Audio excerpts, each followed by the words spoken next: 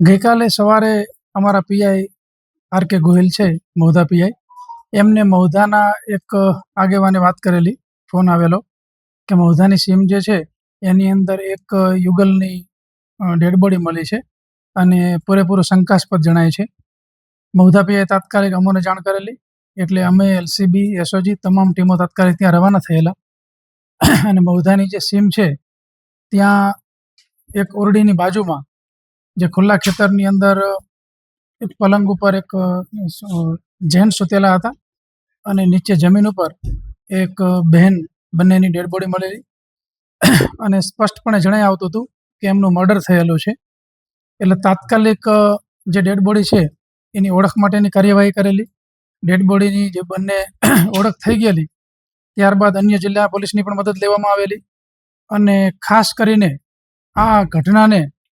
આ જે ક્રૂર ઘટના હતી એને અંજામ કોણે આપ્યો એ બાબતની તમામ ટીમો સક્રિય કરી દેવામાં આવેલી. આ માટે તાત્કાલિક એફએસએલનો સંપર્ક, ફિંગરપ્રિન્ટ એક્સપર્ટ, ડોગ સ્કોડ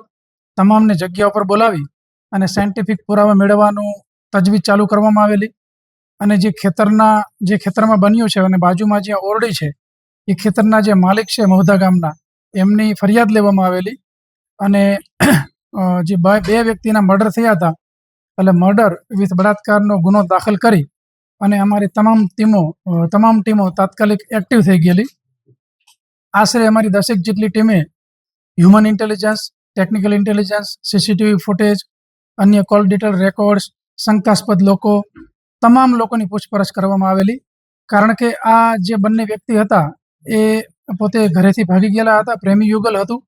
અને એના કારણે અલગ અલગ પ્રકારને ઘણા બધા ડાઉટ હતા કે આ ઘટનાને અંજામ આપનાર કોણ હોઈ શકે. એ માટે ઘણા બધા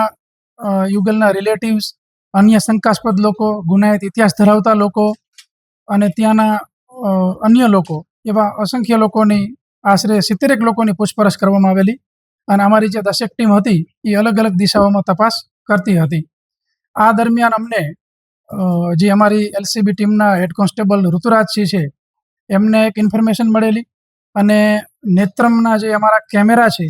એ સીસીટીવી ફૂટેજની અંદર એક વ્યક્તિ એમને એવા દેખાયા કે જેની અંદર આજે પ્રેમી યુગલ આવ્યું હતું એ બાઇક લઈ અને બાઇકની આગળ આ ભાઈ બાઇક ચલાવતા હતા અને પાછળ યુગલ બેઠેલું હતું. એટલે આ બાબતે વિગતે પૂછતાછ કરવામાં આવી અને ઇન્વેસ્ટિગેશન કરવામાં આવ્યું અને ઇન્વેસ્ટિગેશનના અંતે જ્યારે આ શંકાસ્પદ વ્યક્તિ બાબતની હકીકત મળી, એટલે એ વ્યક્તિને ખીજલપુર ગામ જે છે ઠાસરા તાલુકાનું, ત્યાંથી પકડવામાં આવ્યા અને ડિટેલ ઇન્ટ્રોગેશન કરતાં એ વ્યક્તિ ભાંગી પડેલ અને અમારી જે ટીમ છે એને ખૂબ ટેક્ટફુલી અને ખૂબ સરસ રીતે ઇન્ટ્રોગેશન કરતાં એને તમામ હકીકતો કબૂલેલી અને એની કબૂલેલી જે હકીકતો છે એ મુજબ જોવા જઈએ તો ડાકોરમાં આ પ્રેમી યુગલ જે છે એ એમને પરમ દિવસે એટલે કે 22 તારીખે બપોરે મળેલું અને એ વ્યક્તિને અંદાજ લાગ્યો કે આ લોકો ઘરેથી ભાગીને આવેલા છે, મજબૂર છે, એટલે એમને કોઈ આશરો, મતલબ રહેવાની જરૂર છે, રહેવાની જગ્યા શોધે છે. એ માટે એ વ્યક્તિ એ લોકોને એવું પ્રલોભન આપેલું અને વિશ્વાસ કેળવેલો કે હું તમને કોઈ સલામત જગ્યાએ લઈ જાઉં છું અને તમે ચિંતા ના કરશો, પછી હું તમને બીજી જગ્યા પણ ગોતી આપીશ, પણ આજે રાત્રે હું તમને એક ખેતર લઈ જાઉં અને સલામત છે, તમારે કોઈ ચિંતા કરવાની જરૂર નથી. એમ કરી અને યુગલનું બાઇક પોતે ચલાવી લીધું. એ યુગલને પાછળ બેસાડ્યા અને મહીસા વિસ્તારની આ સીમ છે ત્યાં એ મોડી સાંજે, મતલબ રાતની શરૂઆત, રાતના ટાઈમે ત્યાં લઈ ગયો અને એમને સુવાની વ્યવસ્થા કરી આપી. અને જ્યારે આ યુગલ સૂઈ ગયું ત્યારે એને ત્યાંથી લાકડાનું મોટું જાડું હથિયાર લઈ અને બંને ઉપર એસોલ્ટ કર્યો, માથા ઉપર ઇન્જરી કરી અને જે બહેન હતી એ બહેન ઉપર એણે બળાત્કાર કર્યો અને ત્યારબાદ એ જે યુગલ બાઇક લઈને આવેલું હતું એ બાઇક લઈ અને પોતે ભાગી ગયો. એટલે આ અમારી સમગ્ર ટીમે જે છે એ ઘટના બન્યા બાદ પોલીસને જાણ થઈ એના ફક્ત 30 જ કલાકની અંદર દિવસ રાત એક કરી અને અમારી આ તમામ ટીમે આરોપીને પકડી પાડેલો છે. જે આરોપી છે એ ખીજલપુર ગામે રહે છે. એનું પૂરું નામ છે પ્રકાશ ચંદુભાઈ નીનામા અને એ મૂળ વતની પંચમહાલ જિલ્લાનું જે મોરવા હરફ છે ત્યાંના વંદેલી ગામનો છે અને એ અમુક વર્ષો પહેલાં મહીસા જે ઇન્દિરાનગરી વિસ્તાર છે ત્યાં રહેતો હતો. છેલ્લા અમુક સમયથી હજી ખીજલપુર છે ઠાસરા તાલુકાનું ત્યાં રહેતો હતો અને એની પત્ની જોડે પણ અવારનવાર અણબનાવ બનતા હોય છે એની પત્ની પણ ઘણી વખત ઘરેથી પ્રશ્નો થાય અને તકલીફ ઝઘડા થયેલા હોય એવા બનાવો પણ બનેલા છે. હાલ આરોપીને એલસીબીએ ધરપકડ કરી અને મહુધા પોલીસને સોંપવાની તજવીજ હાથ ધરેલ છે. અને આ કેસની અંદર કારણ કે ખૂબ જ ગંભીર અતિ દુઃખદ ઘટના છે એટલા માટે આરોપીને મહત્તમ સજા થાય અને તમામ પ્રકારના વૈજ્ઞાનિક પુરાવા મેળવવામાં આવે, સાંયોગિક પુરાવા મેળવવામાં આવે એ માટે સતત અમે તપાસ કરનારને મદદ કરી રહ્યા છીએ અને માર્ગદર્શન આપી રહ્યા છીએ. એફએસએલની મદદ લેવાઈ રહી છે, અન્ય એક્સપર્ટની પણ મદદ લેવાઈ રહી છે કે જેથી કરી અને આ આરોપીની વિરુદ્ધમાં તમામ પ્રકારના પુરાવા મેળવી અને ચાર્જશીટ થાય અને મજબૂતમાં મજબૂત શિક્ષા આ આરોપીને થાય એ પ્રકારના અમારા પ્રયત્નો છે.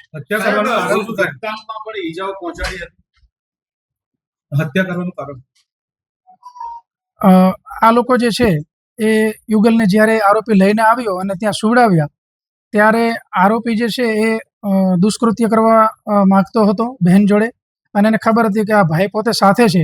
એટલે સૂતેલી અવસ્થામાં જ એને માથા ઉપર બંનેને ઈજા કરેલી અને ત્યારબાદ એને દુષ્કૃત્યને અંજામ આપેલો. એટલે બંને વ્યક્તિના હેડ ઇન્જરીને કારણે મૃત્યુ થયા. અને આપે જે બીજો પ્રશ્ન કર્યો તો એમાં પણ એને ગુપ્ત ભાગે પણ આ વ્યક્તિએ ઈજા પહોંચાડેલી છે અને એ બાબતના પુરાવા પણ મળેલા છે. અને બંને જે વ્યક્તિઓ છે પ્રેમી યુગલ એ બંનેના પેનલ ડોક્ટરથી પીએમ કરવામાં આવેલા છે અને જે ડોક્ટર છે એમની પાસેથી પણ અમે માર્ગદર્શન લઈ રહ્યા છીએ. એ આખી અલગ ફેમિલી મેટર છે, પણ પ્રેમી યુગલ જે છે એ પોતાના ઘરેથી નીકળી ગયેલા હતા અને ડાકોર ખાતે આવેલા હતા અને ત્યારબાદ પોતે આ જે વાસનાંધ વ્યક્તિ છે એની ક્રૂરતાનો ભોગ બનેલ છે. એ આરોપી બાબતમાં ખૂબ જ અમે તપાસ કરી છે. ઈ ગુજકોપમાં તપાસ કરી, અમારા પોલીસ સ્ટેશન રેકોર્ડમાં તપાસ કરી, પંચમહાલ પોલીસને પણ અમે આ બાબતમાં વાત કરી છે આરોપીની બાબતમાં, પરંતુ એનો અત્યાર સુધી કોઈ ક્રિમિનલ રેકોર્ડ અમે શોધ્યો નથી.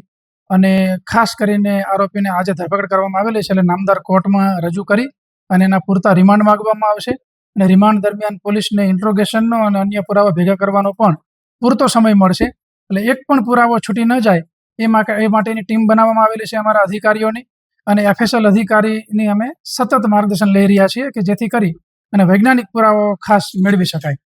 ખૂબ જ વિચિત્ર વ્યક્તિ કહી શકીએ, ખૂબ જ ક્રૂર વ્યક્તિ કહી શકીએ એ પ્રકારનો છે. કારણ કે જ્યારે ડાકોરમાં આ લોકોની મુલાકાત થઈ ત્યારે એને પોતાની ચાલાકી અને લુચ્ચાઈ દેખાડી અને આ જે યુગલ છે એને પોતાના વિશ્વાસમાં લીધા અને જ્યારે એ નીકળે છે અને એને સીસીટીવીનો અંદાજ આવે છે ત્યારે એવી ટ્રાય પણ કરે છે કે સીસીટીવીથી પોતાનું મોઢું છુપાવી શકે, મતલબ કે એનો ક્રિમિનલ ઈરાદો એમાં દેખાઈ જ આવે છે. અને ત્યારબાદ જે ખેતરમાં પણ એ દૂર ઊભા થોડી રેકી કરે છે. જ્યારે ખેડૂત પોતાની ભેંસો દોઈ અને પોતાના ઘરે જાય છે ત્યારબાદ એ ખેતરની અંદર એન્ટર થઈ અને આ લોકોને રાત્રે જે તે ખાટલો આપી અને સૂવાનું કહે છે અને ત્યારબાદ સૂઈ ગયા બાદ સૂતેલા વ્યક્તિ ઉપર આ પ્રકારનો એસોલ્ટ કરી અને ઘટનાને અંજામ આપે છે. એટલે ચોક્કસપણે તમે જે કહો છો એ મુજબ ક્રૂર વ્યક્તિ એને કહી શકાય. એ વ્યક્તિ અમુક વર્ષો પહેલા જે મહેસાણી ઇન્દિરાનગરી વિસ્તાર છે ત્યાં રહેતો હતો. એટલે આ વિસ્તાર એનો જાણકાર વિસ્તાર હતો, જાણીતો વિસ્તાર હતો અને ત્યાં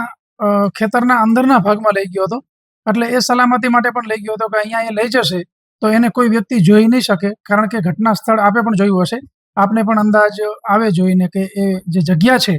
એ થોડીક ખેતર વિસ્તારમાં અંદરના ભાગમાં છે. હા, હત્યા કર્યા બાદ આ જે છે બાઇક લઈને ભાગી ગયો હતો અને એવા ઘણા બધા પુરાવા છે કે જે તમામ પ્રકારનું અમે એક યાદી બનાવેલી છે કે જેની અંદર એક પણ પુરાવો છૂટી ન જાય. અલગ અલગ ટીમ બનાવેલી છે અને ખાસ કરીને જે વૈજ્ઞાનિક પુરાવા છે, બાયોલોજીકલ પુરાવા છે, સર્કમસ્ટાન્શિયલ જે કંઈ એવિડન્સ છે,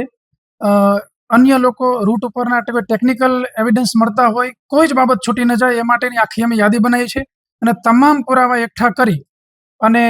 આ જે આરોપી છે એની વિરુદ્ધમાં નામદાર કોર્ટમાં ચાર્જશીટ કરવામાં આવશે અને ચાર્જશીટ પણ થોડાક દિવસોની અંદર જ કરીશું એ પ્રકારનું અમારું ટીમ દ્વારા અમે આયોજન કરેલું છે અને નામદાર કોર્ટમાં એની ટ્રાયલ પણ શક્ય એટલી ઝડપી પૂર્ણ થાય એ માટેના તમામ પ્રયત્નો કરવામાં આવશે અને આ જે આરોપી છે એને મહત્તમ કાયદાકીય રીતે શિક્ષા થઈ શકે એ માટેના તમામ પ્રયત્નો. ભોગ બનનાર યુવક યુવતીની અમે ઓળખ કરી લીધેલી છે, પરંતુ જે ઘટના છે એ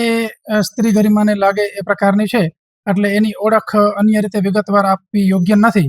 પણ